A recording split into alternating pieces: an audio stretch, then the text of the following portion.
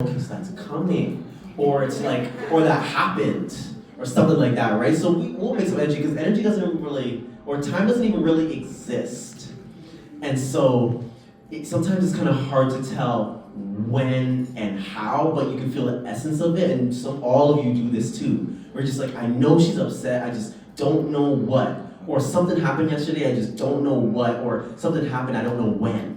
And then you ask them and they're like, yeah, that happened like last week or something. And so you're able to tell energetically already from the core of what's happening in that vibration. Okay? Do any of you guys have any questions before I go to the next person? Anything you guys want to talk about real quick? Yeah.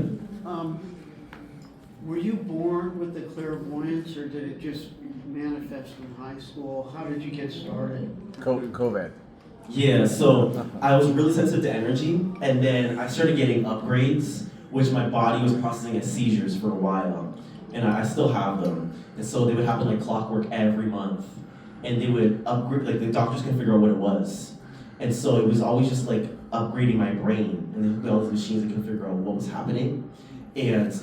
But every time I'd wake up, my brain would be different, I'd be more sensitive. And we all get upgrades, we just process differently. Some of you guys are like, you get upgraded, you're just really tired, you get the headaches, a lot of deja vu, kind of chaos mentally. Those are upgrades. We get them, we get them, I want to call these like energetic periods, okay? Because you get them like clockwork, and you're shedding an old energy, and you're bringing in a new. And that's what I want to call it.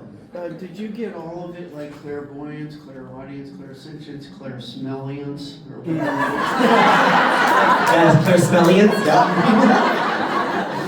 They started coming online slowly. Like I would just notice, wow, like I could just like smell things I couldn't smell before, or like spirits are making themselves more clear to me.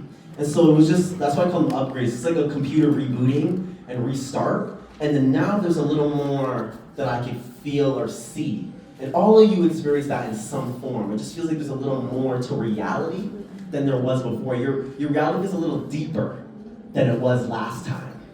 All right? Of course. Yeah, how do you stay calm? Yeah. Because I sense a deep calmness in you, but even though there's tremendous energy, but with all this coming into you, how do you manage?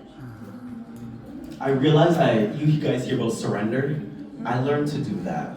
And meditation, I want to rephrase to say meditation and just say going inside myself all the time and balancing everything, because then I'm showing visions throughout the day about people or things.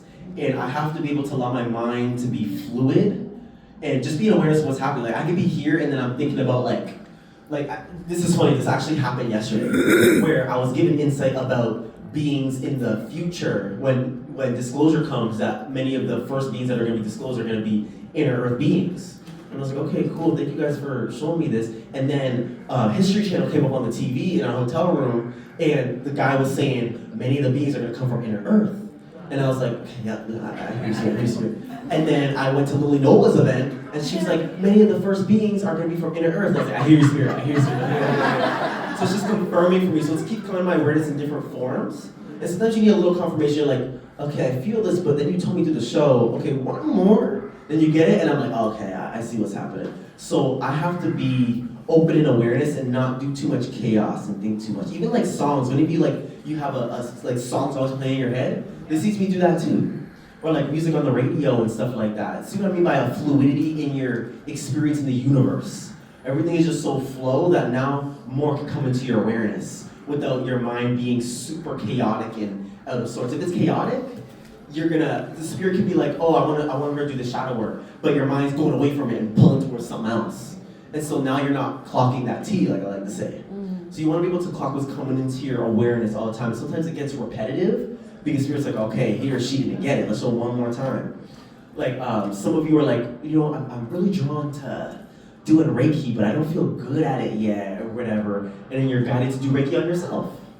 And then research about it, and then maybe have someone to kind of be like a dummy and then do it on them a little bit. So be awareness of every time what you're passionate about, because that's linked with your soul's passion, or what your soul's mission, I want to say. What you're passionate about, what you're drawn to, is part of your divine mission, or is linked to that, all right? I would love to bring you up if you would like to come up.